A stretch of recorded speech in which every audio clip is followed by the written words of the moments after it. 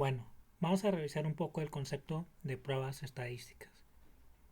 El elemento principal que debemos tomar en cuenta para decidir una prueba estadística es tener bien definida nuestra hipótesis, es decir, qué pregunta queremos responder. Al considerar una hipótesis, pueden tomarse en cuenta dos variables, las variables continuas y las discretas.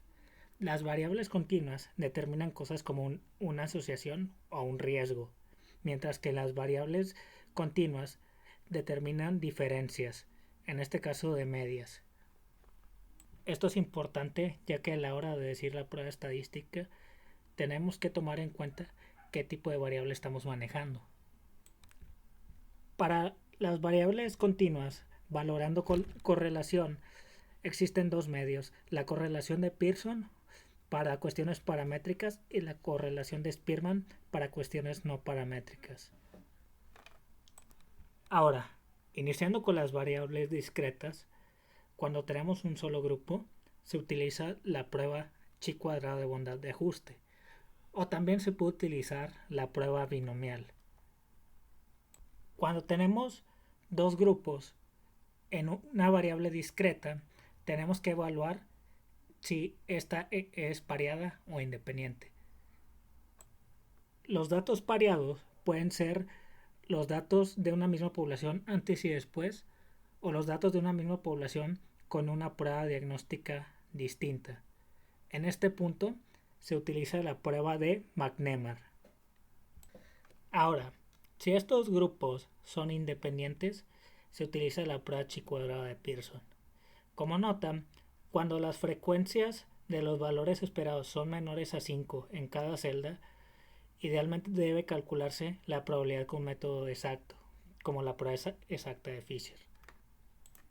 Entrando ahora a los grupos continuos, uno de los puntos importantes a tomar en cuenta son cuatro: el número de grupos, si son grupos independientes o pareados, la normalidad de los datos y la homocedasticidad. Respecto a los grupos, la prueba estadística variará dependiendo del número de los mismos, con 1, 2 o mayor de 2. Ahora, después de valorar esto, tenemos que revisar la cuestión de la normalidad. En este caso, la normalidad se refiere a que los datos se distribuyen en un punto central. Aquí estas dos imágenes que les presento representan datos que están normal y no normalmente distribuidos. Generalmente, los datos que presentan valores atípicos, es decir, valores muy alejados de la distribución, presentan una distribución no normal. Hay varias maneras de que se puede estimar numéricamente la normalidad. Se utilizan algunas pruebas estadísticas como la prueba de Kolmogorov-Smirnov, la prueba de Anderson-Darling y la prueba de Shapiro-Wilk. Alternativamente se puede graficar los cuantiles para ver si la distribución va en relación al valor esperado.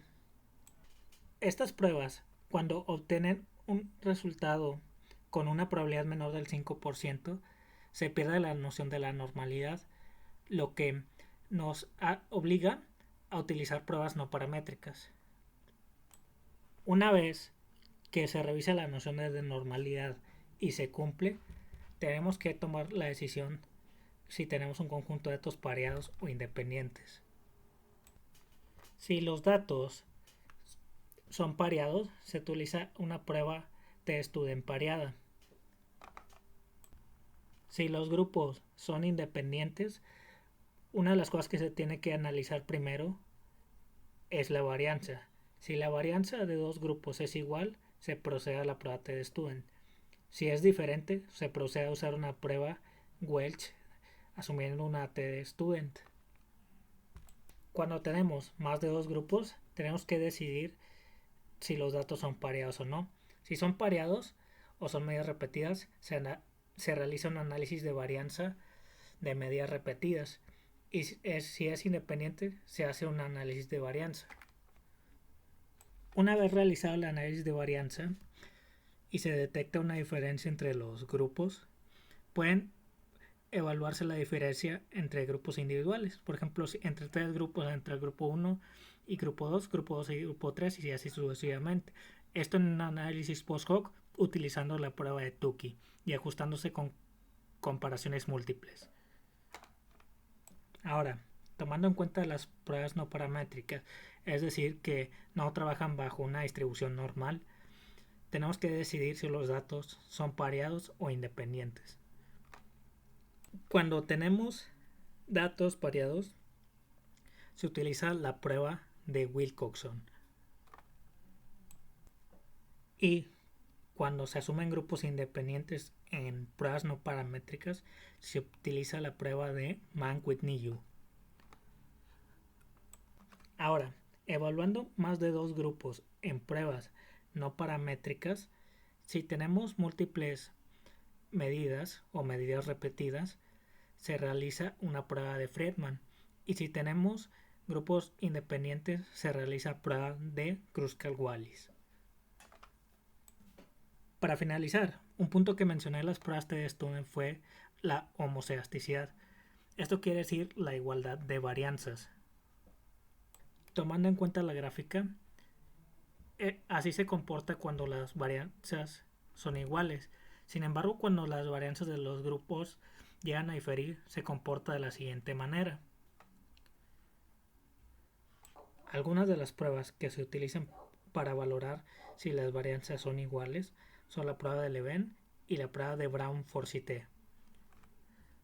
En conclusión, aquí resumo algunos de los puntos más importantes a tomar en cuenta para seleccionar pruebas estadísticas.